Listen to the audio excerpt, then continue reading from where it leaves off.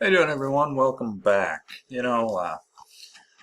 Recently did a video about communism and what it is, whether it's a good or a bad thing. Come to the conclusion that it's a great theory that doesn't work as far as a structure of government. Especially for a large population.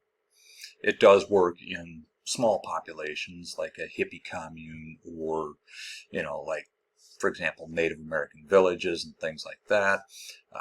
Works in that context. However, that's not what this video is about. It goes kind of along hand in hand with that, right? Because it seems like we've got we have to choose between between communism or capitalism. Well, if you haven't seen that video, go back and watch it. It tells you what communism is, how it can work in certain situations, but it generally does not work. It's a great theory that often doesn't work in practice. Now, a couple differences before we actually get into the economic aspect of capitalism here.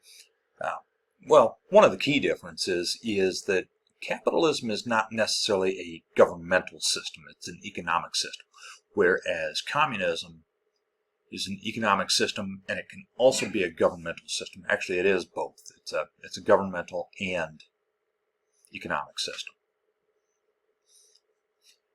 Well, let's get into capitalism a little bit here. What is it exactly? I'll give you the definition here. It is an economic system where private individuals or organizations own the means of production. The distribution of goods, the prices, and the products are all determined by the free market. Yeah, that's basically it. That is a definition. Now, how many countries around the world have a true capitalist system? Take a guess. It's approximately 0. There are no countries that actually have, even in the capitalist societies in this world, none are purely capitalist. Okay? Most of them are mixed economies. The capitalist systems, they are mixed economies, which basically means that the government influences the economy through regulations, through subsidies, tariffs, tax policies. That's not necessarily manipulating the market, but it has an influence on the economy. Okay? And there are reasons why that would have to be done, and we're going to get into that here. We're going to go over some pros and cons of capitalism, which, full disclosure, I absolutely support a capitalist system. However, I also acknowledge that there needs to be some regulation on capitalism. Okay, so capitalism itself is a good thing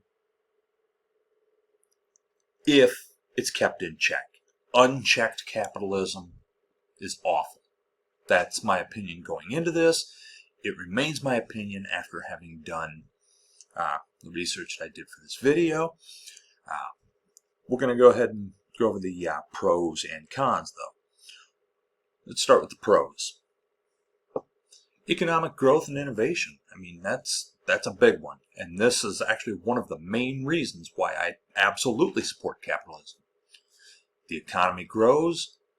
People are more innovative. They're coming up with new ideas, new businesses, providing new products, new services, that, things that you may not have even knew you wanted or needed. All right? So that's one great thing about capitalism right there. All right? The economy grows, and we have more available to us. More ways to earn a living. Okay? The market decides how to allocate resources which can be efficient. It's not always, but it can be efficient. And when it is efficient, it works really well. The capitalist system, allocating the resources.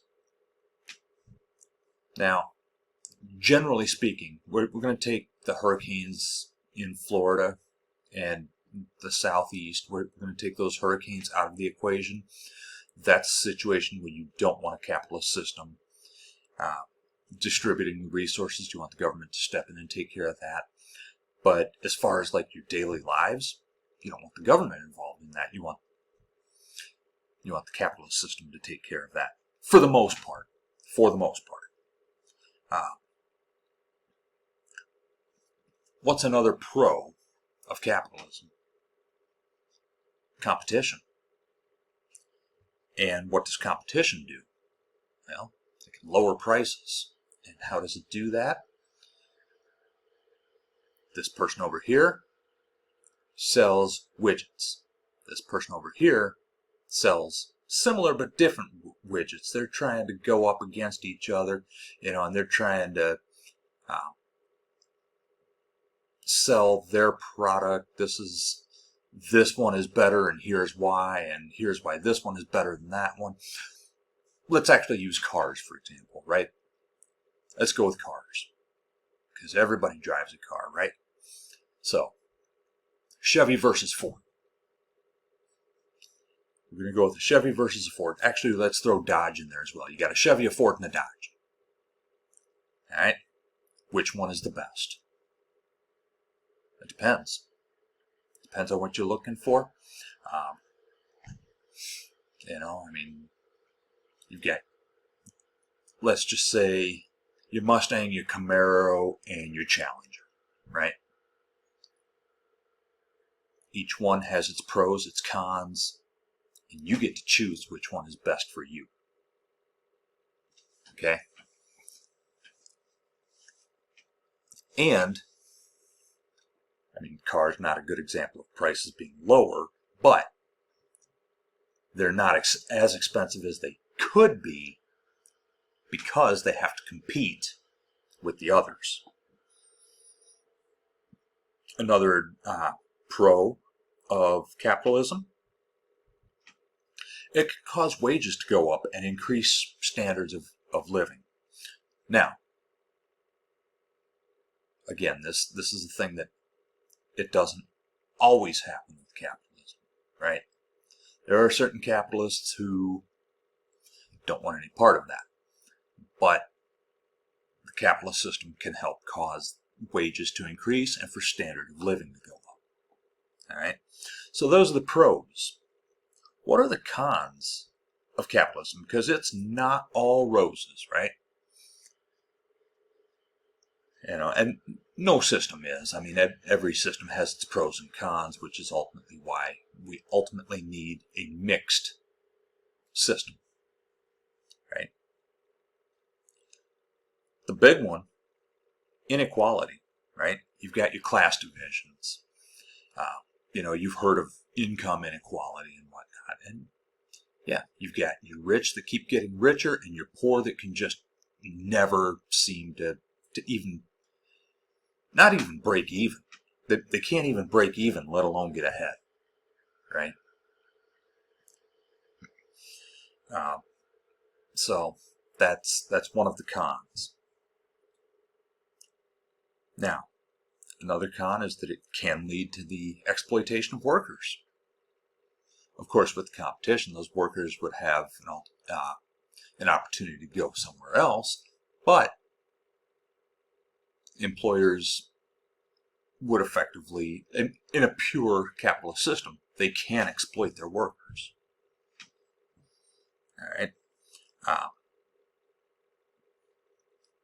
Now, one of the this is going to sound like a pro, and I'm going to explain why it's a con.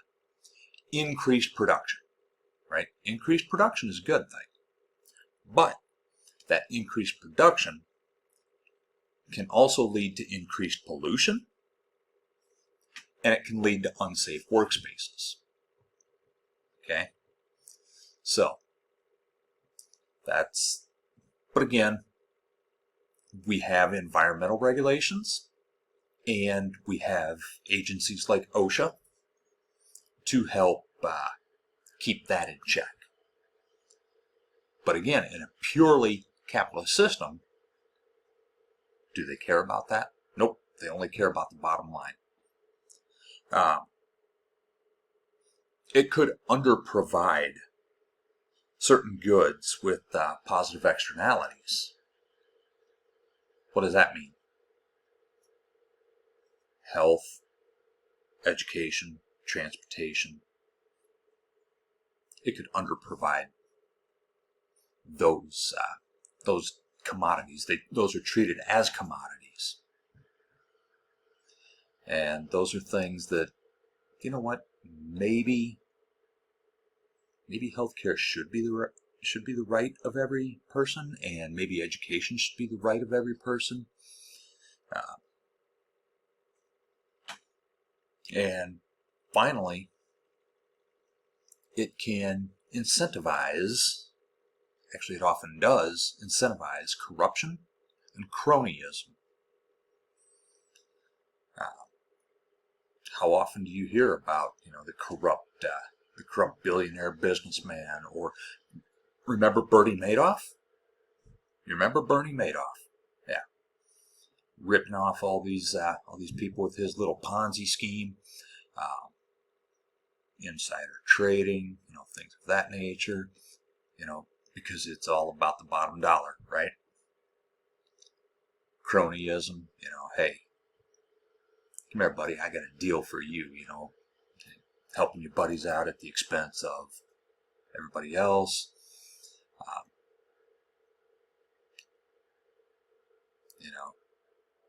So there are pros, there are cons. Overall, despite these cons being what they are, right? I still believe capitalism is a good system, but it needs to be kept in check. It needs to be regulated.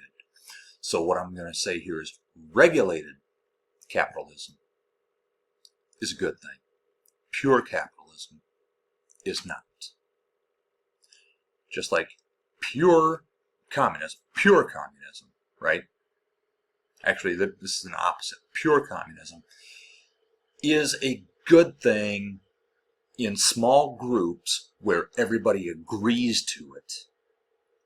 But in large populations, it's a terrible idea. So, capitalism and communism, they are both good in their own ways. They're both bad in their own ways. We should not adopt a communist system. We should continue with our capitalist system. However, it needs to be regulated. Let me know what you think. I've got a comment section down there. I'll see you next time.